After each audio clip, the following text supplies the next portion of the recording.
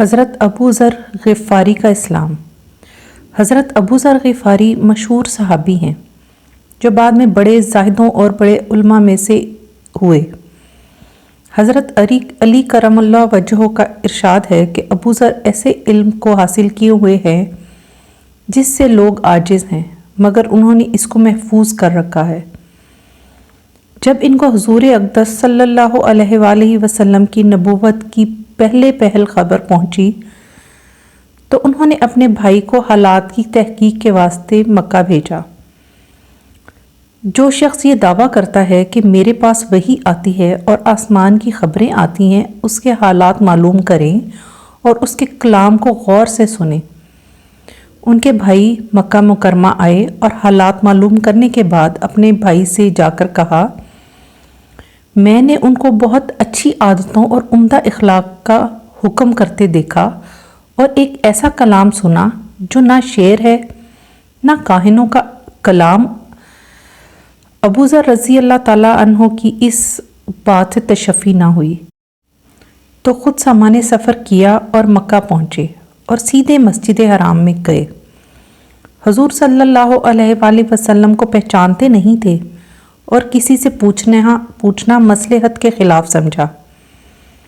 شام تک اسی حال میں رہے۔ شام کو حضرت علی کرم اللہ وجہ نے دیکھا کہ ایک پردیسی مسافر ہے۔ مسلمانوں کی، غریبوں کی، پردیسیوں کی خبر گیری، ان کی ضرورتوں کا پورا کرنا اور ان حضرات کی گٹی میں پڑا ہوا تھا، اس لیے ان کو اپنے گھر لے آئے، میزبانی فرمائی، لیکن ان سے پوچھنے کی ضرورت نہ سمجھی کہ کون ہو، کیوں آئے ہو۔ مسافر نے بھی کچھ ظاہر نہ کیا۔ صبح کو پھر مسجد میں آ گئے اور دن بھر اسی حال میں گزارا کہ خود پتہ نہ چلا اور دریافت کسی سے کیا نہیں۔ غالباً اس کی وجہ یہ ہوگی کہ حضور صلی اللہ علیہ وآلہ وسلم کے ساتھ دشمنی کے قصے بہت مشہور تھے۔ آپ کو آپ کے ملنے والوں کو ہر طرح کی تکلیفیں دی جاتی تھیں۔ ان کو خیال ہوا کہ صحیح حالات معلوم نہیں ہوں گے اور بدگمانی کی وجہ سے مفت کی تکلیف علیحدہ رہے گی۔ دوسرے دن شام کو پھر حضرت علی رضی اللہ تعالیٰ عنہ کو خیال ہوا کہ پردیسی مسافر ہے، بظاہر جس غرض کے لیے آیا ہے وہ پوری نہیں ہوئی، اس لیے پھر اپنے گھر لے گئے اور رات کو کھلایا سلایا، مگر پوچھنے کی اس رات بھی نوبت نہ آئی۔ تیسری رات کو بھی یہی صورتحال ہوئی تو حضرت علی رضی اللہ تعالیٰ عنہ نے دریافت کیا کہ تم کس کام سے آئے ہو، کیا غرض ہے؟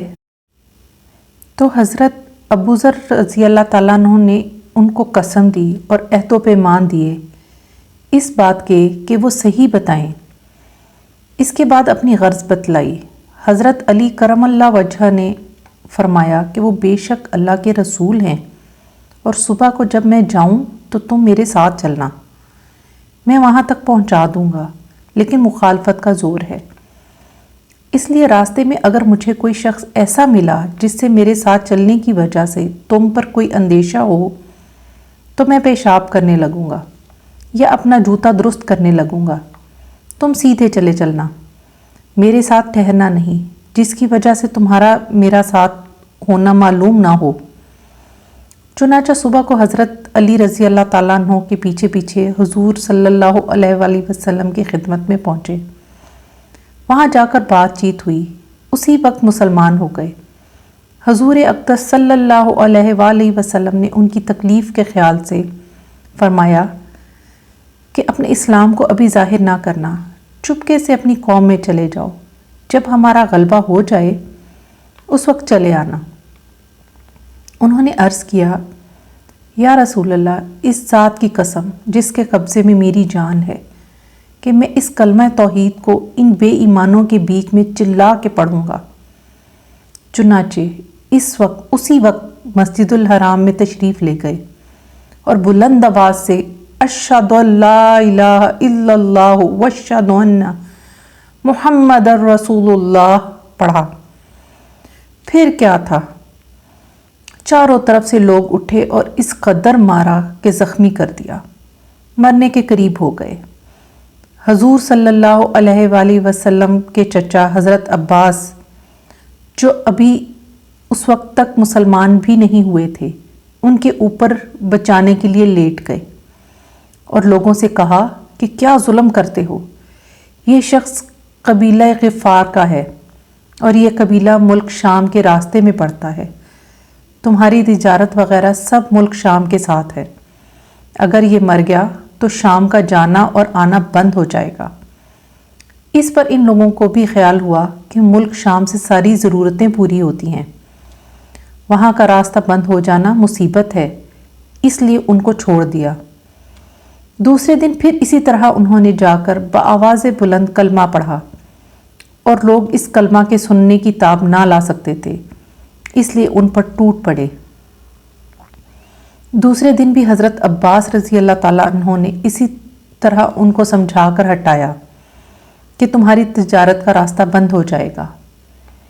حضور صلی اللہ علیہ وآلہ وسلم کے اس ارشاد کے باوجود کہ اپنے اسلام کو چھپاؤ، ان کا یہ فعل حق کے اظہار کا ولولہ اور غلبہ تھا کہ جب یہ دین حق ہے تو کسی کے باپ کا کیا اجارہ ہے جس سے ڈر کر چھپایا جائے، اور حضور صلی اللہ علیہ وآلہ وسلم کا منع فرمانا شفقت کی وجہ سے تھا کہ ممکن ہے تکالیف کا تحمل نہ ہو، ورنہ حضور صلی اللہ علیہ وآلہ وسلم کے حکم کے خلاف صحابہ رضی اللہ تعالیٰ عنہ کی یہ مجال کہ وہ ان کی بات نہ مانے۔